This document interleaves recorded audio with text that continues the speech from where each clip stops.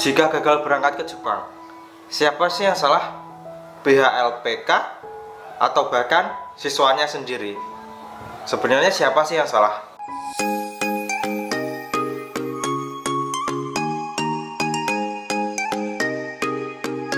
Konnichiwa minasa, selamat datang lagi di channel Edipeni, channelnya Kensuse dan X Magang. Oke, di video kali ini aku nggak akan ngebahas soal pemberangkatan kerja ke Jepang atau suksesnya berangkat ke Jepang. Tapi di video kali ini aku akan ngebahas sebaliknya, yaitu susahnya untuk berangkat kerja ke Jepang. Nah, dari beberapa masalah di sini aku akan simpulkan ada 3 faktor penyebab siswa atau mereka yang ingin berangkat ke Jepang itu gagal dan nggak bisa berangkat sama sekali. Apa aja sih 3 faktor itu? Mari kita bahas bareng-bareng. Faktor yang pertama yaitu faktor nasib. Kenapa nasib?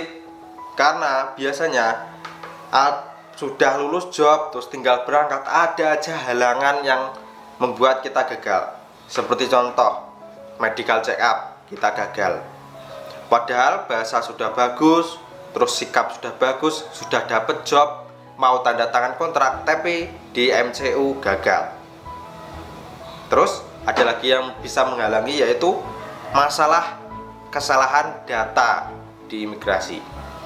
Ada banyak kasus siswa-siswa yang tinggal berangkat tapi ternyata saat pengajuan CO-nya nggak keluar dan ada salah data, dan diajukan ulang tapi ternyata gagal. Yaitu penyebab gagal yaitu nasib. Faktor yang kedua yaitu mental yang sangat lemah. Nah, buat teman-teman yang belum tahu proses pemberangkatan magang maupun Tokutegino ke Jepang, itu prosesnya sangat panjang dan membutuhkan waktu yang sangat lama, dedikasi untuk belajar bahasa Jepangnya. Proses berangkat ke Jepang itu paling cepat 6 sampai 1 tahun, bahkan bisa lebih.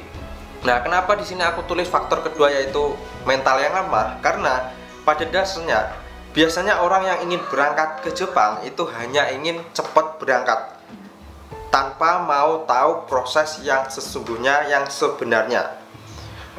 Biasanya orang yang seperti ini maka akan berhenti di tengah jalan karena faktor mental yang lemah, berpikir hanya ingin cepat berangkat dan tidak mau mengikuti proses dan tahapannya. Baik magang maupun Tokutegino itu harus melewati fase yang namanya belajar bahasa Jepang dengan giat dan semangat, dan tidak boleh bertele-tele dan setengah-setengah. Karena untuk penentuan lulus job atau enggaknya itu ya siswanya sendiri, bukan LPK, bukan lembaga, bukan guru kalian, tapi diri kalian sendiri. Nah, faktor yang ketiga yaitu kurangnya pemahaman program yang kalian ikuti untuk berangkat ke Jepang. Nah, kurangnya pemahaman ya.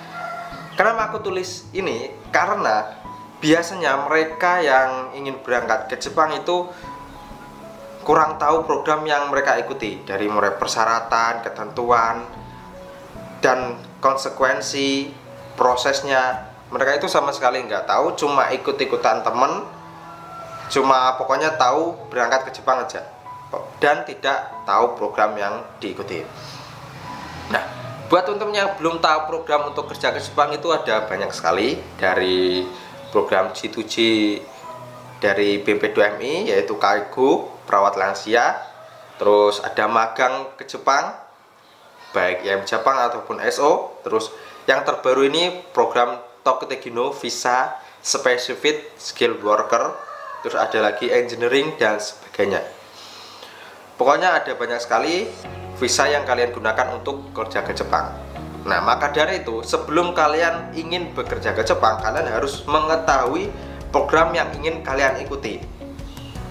Semisal program magang. Nah, di program magang ini kalian harus tahu secara detail dari persyaratan, biaya, waktu yang akan kalian tempuh untuk mengikuti program ini.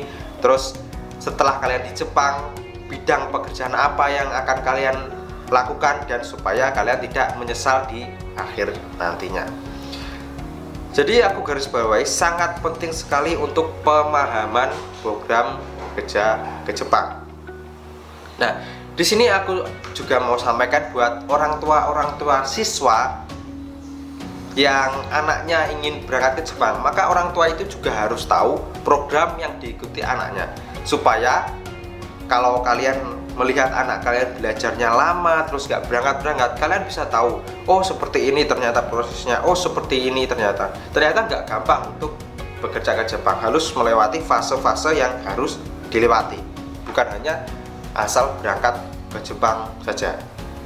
Jadi di sini di inti video kali ini aku garis bawahi buat teman-teman harus paham betul program yang harus kalian ikuti. Jadi kalian bisa paham kenapa kok lama, kenapa kok aku gagal, kenapa kok nggak lulus job, apa sih yang salah.